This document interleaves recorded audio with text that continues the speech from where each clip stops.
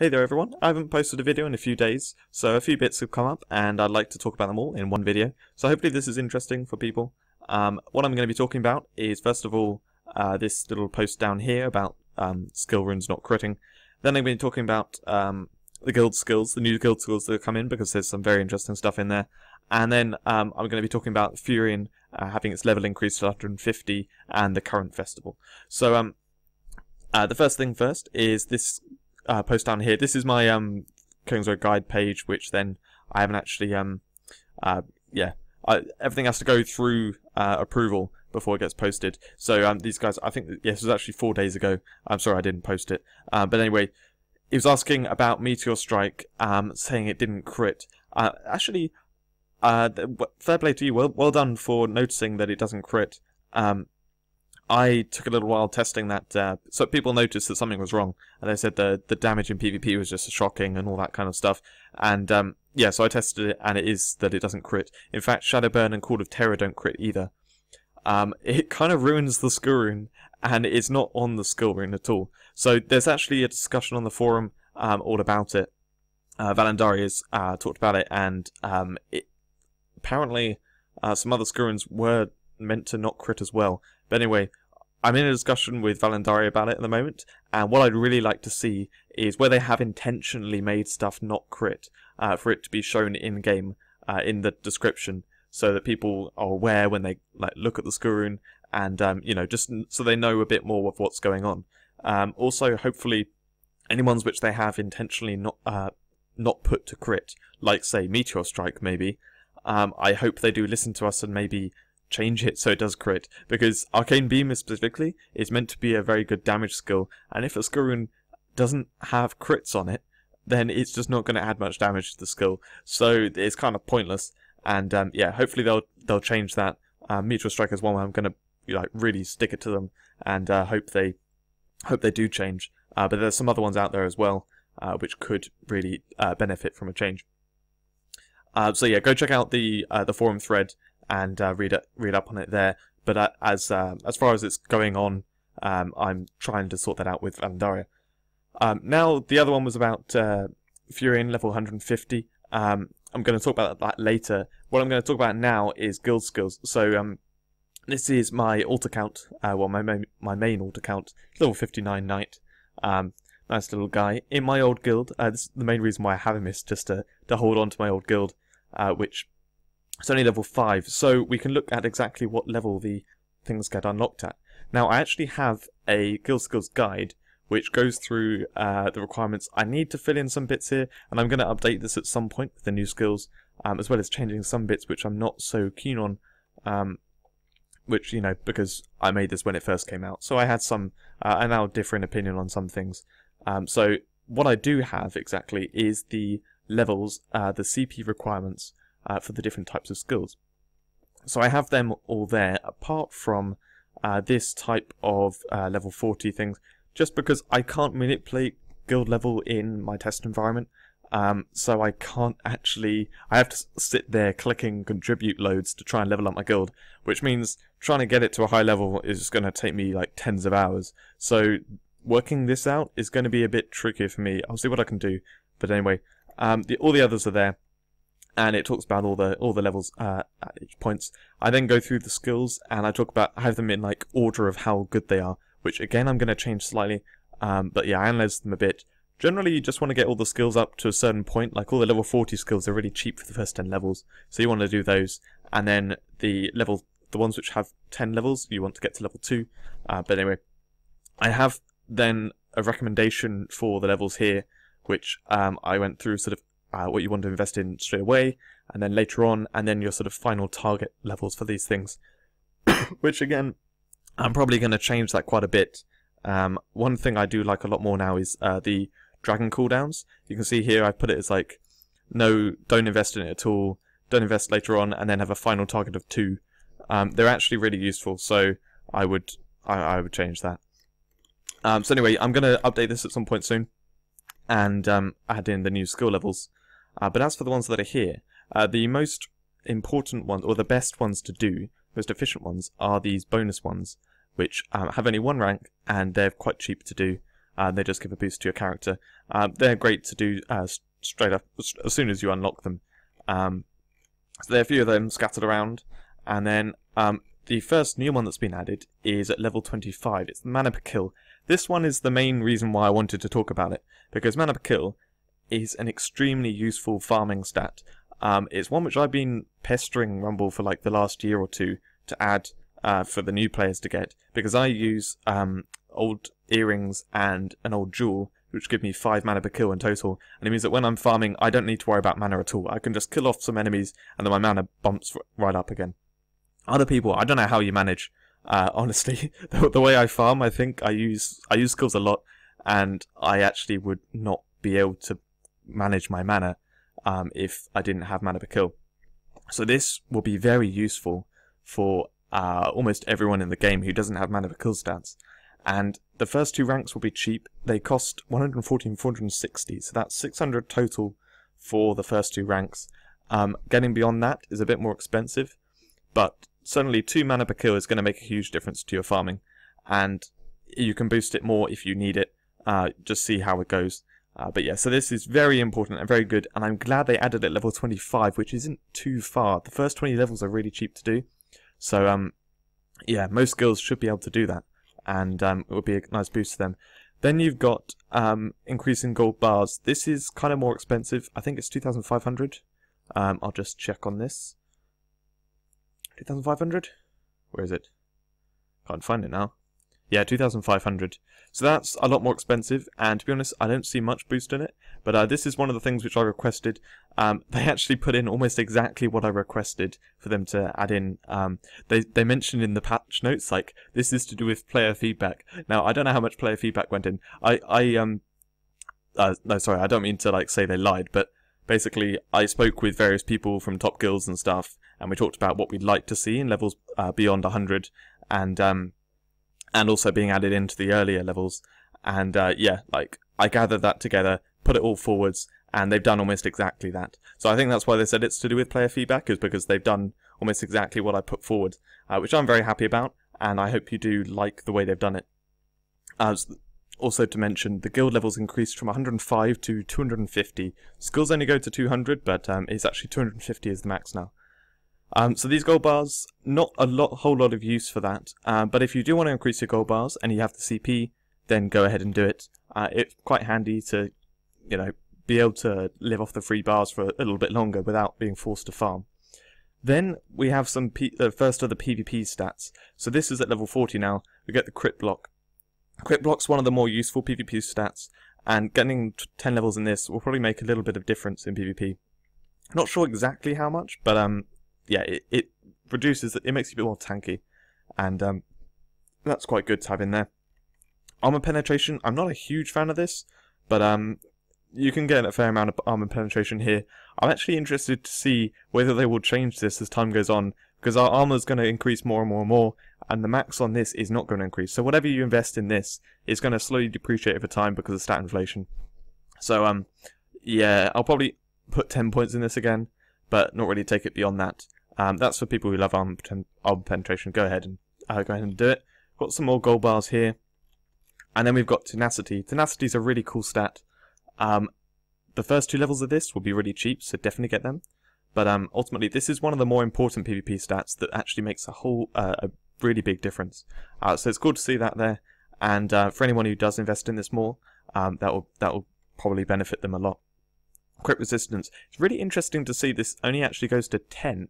I thought this like reduced their crit stat by a certain amount, but actually this is probably a percentage chance of them not critting on you. So like having 10 would mean they have a 90% crit rate against you, or you know, that kind of thing.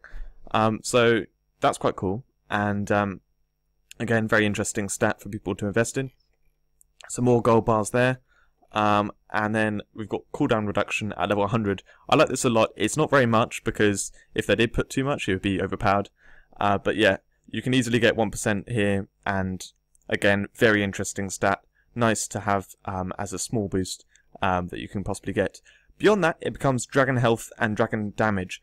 Again, like with armor penetration, I'm interested because they periodically buff dragon stats, and I'm not sure if they'll buff this comparatively, because while these are quite proportionately high, especially the health for the damage dragons. I'm not sure if that's going to carry forth when they next buff the dragons. But anyway, so you got dragon health and dragon damage, as well as some extra damage bonuses and some additional gold that are all very small, cheap 1 rank bonuses. So yeah, that was the idea of the changes. Sorry, not the changes, the additions, which we came together with the top guilds and that kind of stuff. Because the reason why I talked with the top guilds about it especially is because I wanted their opinion on what they'd like to see beyond level 100, because they're the only guilds which are there and the only ones which are going to be there for a long period of time, and they're all very happily agreed that basically the skills beyond level 100 shouldn't be that important. It should be focused much more on the levels 1 to 100, and then the ones beyond that are just small boosts. So we've got dragon boosts, which any dragon boosts only are only sort of small boosts in the grand scheme of things, because dragons can only be used once on a map, and then you have to wait a while before using them again. So it really is, it's not like a permanent gain to the character or anything. So yeah, anyway, that was the idea of it, and I think it's done really well. It's coming on really well. Mana per kill is the main one to go for, especially here. That I wanted to, pick out and say, get this stat. The other ones are all just cool, interesting stats they put in there. So now I want to talk about the Furion dragon.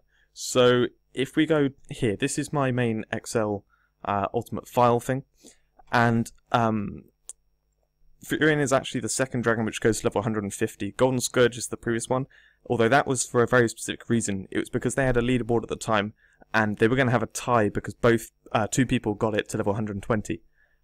So they had to buff it up to level 150 max, and they changed the stats with that. The stats which Furion gets are slightly different to Golden Scourge. Stats that is like health and damage, I'm saying. So I'm not entirely sure how things are, but right now I can't get onto the test environment because it's just not loading in. So I can't test things exactly, but I can tell you that the damage of Furion increases by 35% from level 120 to 150, and the health goes up by 85%. Which, compare that to Golden Scourge, the health in Golden Scourge goes up by 70%. So I'm not quite sure what's going on there. But anyway, ultimately, because Furion's all about damage, and that goes up by not very much, I wouldn't say it's much worth going beyond there, especially because I don't like the dragon. Anyway, let's look at the numbers.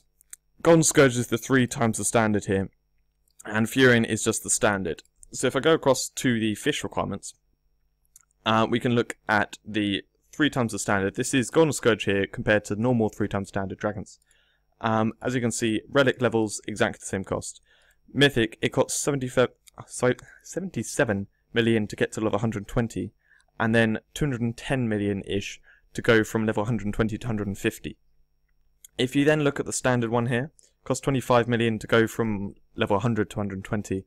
And so from 120 to 150, it's going to be a third of the 210 million. So it's going to be 70 million.